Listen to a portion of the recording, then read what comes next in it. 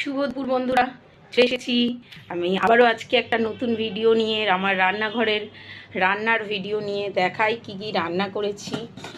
এখানে এই যে একদম গরম গরম ভাত, এটা হচ্ছে বেথো শাক করেছি, আদা আর কাঁচা লঙ্কা ফোড়ন দিয়ে, বড়ি আর বেগুন দিয়ে বেথো শাক। আর এখানে হচ্ছে ফুলকপি ভাজা করেছি, কালো জিরে শুকনো লঙ্কা ফোড়ন দিয়ে, শুধু ফুলকপি ভাজা, বেগুন ভাজা। শীতকালে একটু ভাজা ঠাজা খেতে ভালোই লাগে। আর এই যে ডিম দিয়ে আলু দিয়ে ঝোল, এই রান্না হয়েছে আজকে।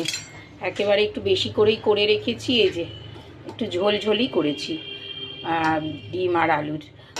একটু বেশি করে করেছি কারণ হচ্ছে এবেলা ওবেলা দুবেলাই হয়ে যাবে, সেই জন্য ডিমের তরকারিটা একটু বেশি করেই করেছি।